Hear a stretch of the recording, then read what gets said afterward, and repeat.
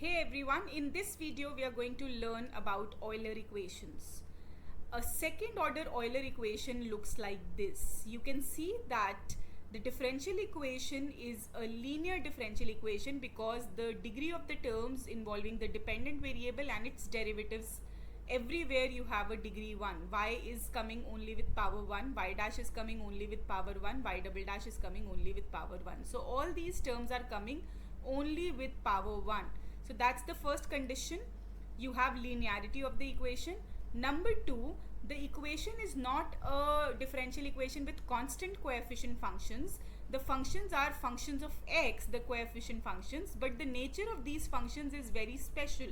Special in the sense that whatever is the order of the derivative appearing, the adjacent, the attached coefficient function to it is a power of x of the same degree as is the order of the term. You can see that the order of this term y double dash's order is 2.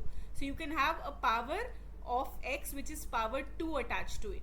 Similarly, with this order 1 term you can have x to power 1 attached.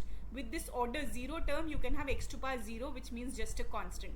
So the differential equation, which is termed as Euler equation, has a very peculiar nature that it has the same power of x attached as is the order of the derivative attached to the term.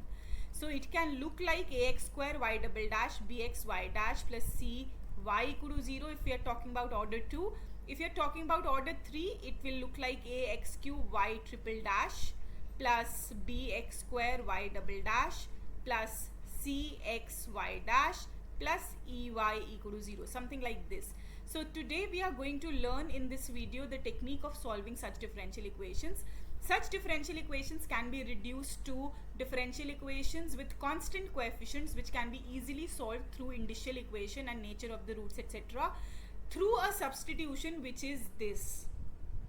We introduce a new variable which is log of the original independent variable. The original independent variable is x. We call the log of x as v, and when we do this substitution, we'll observe that this differential equation in terms of y and v is going to translate into a linear differential equation with constant coefficients, which can be solved through the technique of finding indicial equation and looking at the nature of roots. So let's relate the derivatives quickly. If v is log x, what will be dv by dx? Obviously differentiating both the sides with respect to x, we get dv by dx as 1 by x. So now let's relate the two derivatives. The old derivative was dy by dx, the new derivative is dy by dv. So by chain rule, it is obvious that dy by dx can be written as dy by dv times dv by dx. Now dv by dx we've just seen is 1 by x, so that means dy by dx is nothing but 1 by x dy by dv. So that means x times dy by dx becomes dy by dv. So the term which was appearing in the differential equation, x to the power 1 into y dash, now gets replaced by just dy by dv. And for notational convenience, we write the operator d for the derivative with respect to v. So d is a symbolic operator which acts on y to give the derivative with respect to v. Now why this notation? Because it will be easier for you to remember the technique and the pattern which it follows. So d notation is always preferable here. The old term x times dy by dx becomes just d of y with this substitution. Let's do one more differentiation to see what happens to the second order derivative. Now differentiating this equation with respect to x, we can see that product rule will be applied here because the left side is a product of two functions of x. So first function's derivative, x derivative of x is 1 into the second function as it is, plus first function as it is into the derivative of the second. So it's 1 times dy by dx plus x times d2y by dx2, that becomes the derivative of the left hand side. Now what about the right hand side? When we differentiate the right hand side with respect to x, we again apply the chain rule. We do the differentiation with respect to v into dv by dx, but dv by dx was 1 by x. So taking everything to one side, this 1 by x, when it goes to this side, we get x times dy by dx plus x square times d2y by dx2 becomes d2y by dv square. But from the previous step, this x times dy by dx is nothing but dy by dv. So putting that value back here, we see that the second problem term, which was the square of x attached to the second order derivative, gets replaced by d2y by dv square minus dy by dv, which is again with constant coefficient. So the second term the power of x, which is 2 here attached to the second order derivative, is just d into d minus 1 of y, where d stands for this symbolic operator d by dv, or we can write it as d square minus d of y, where d square will mean d2y by dv square and d of y will mean dy by dv. So moving on like this, we can generalize and see there is a pattern being followed here. The third order derivative attached with x cube becomes d minus 1, d minus 2 of y, and so on. We can keep on moving according to the requirement of the question. As is the order of the differential equation, we'll be requiring that many substitutions of this type there. But this follows a similar pattern. If we move to x4, d3, d4 y by d, x4, it is going to become d minus 1, d minus 2, d minus 3 of y, where d will be the new derivative now, derivative with respect to the new variable, which is log of the original variable. So let's understand some problems here, how to apply this technique. Look at this differential equation. First of all, we need to assess whether it is Euler or not, and if it is Euler, then v equal to log x is going to work well here. Now we can see that 9y, y to power, the 0th order derivative of y, which is y itself, comes with x to power 0. The first order derivative comes with x to power 1. The second order derivative comes with x to power 2. So it is very much Euler, because the identification of Euler equation is done on the basis of the power of x which is attached. If you have the same power of x attached as is the order of the derivative, then it is surely Euler, and this substitution v equal to log x is going to really work well and make it linear with constant coefficients. So when we do this, then we saw in the above argument that we had applied chain rule and product rule, etc.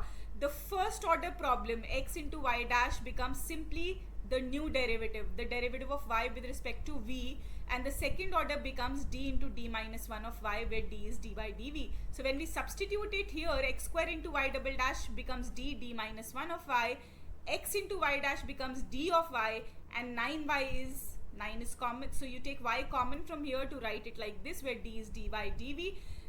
Simplifying, we can see that it's d square plus 9 of y equal to 0, which means y double dash plus 9y equal to 0. But mind it, here dash now stands for the derivative with respect to v. This stands for differentiation with respect to v. So this has become a differential equation with constant coefficients, and we know the technique of solving this. We find out the initial equation, the roots of the initial equation, and the solution is based on the nature of the root. So you are getting a complex pair here. Complex pair has multiplicity 1. So the answer will be C1 cos 3v. Mind it, v is the new independent variable which you have introduced. So don't forget to replace back the value of v introduced by you in the beginning by its original value in terms of x. Since v was log x, so the answer becomes C1 cos 3 log x plus C2 sin 3 log x. Now let's do one problem of order 3 also to understand this technique better. Again, we can see x to power 1 attached to y dash, x to power 2 attached to y double dash, x to power 3 attached to y triple dash. So it's surely Euler, and this substitution v equal to log x is going to help us. And when we do v equal to log x, earlier calculations which we have discussed above, make x into y dash just d of y, where d now stands for d by dv.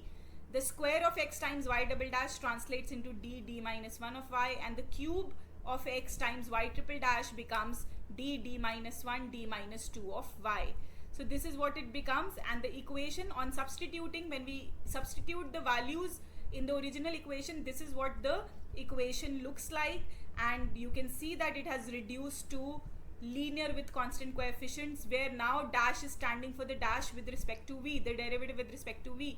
The initial equation has 3 roots, 2 are real repeated, 1 is real distinct. So we know how to write the solution, but make sure that you write the solution in terms of v, because everything is being done in terms of v. The equation is translating into constant coefficients in terms of v. So this answer will be in terms of v, and in the end you will be replacing it by its value, which is v is log x, and that's the final solution to this problem. So I hope Euler equations, identifying the problems which fall in this category, and the solution to such problems is clear. If you like the video, please press the like button and share forward. Thank you so much for watching.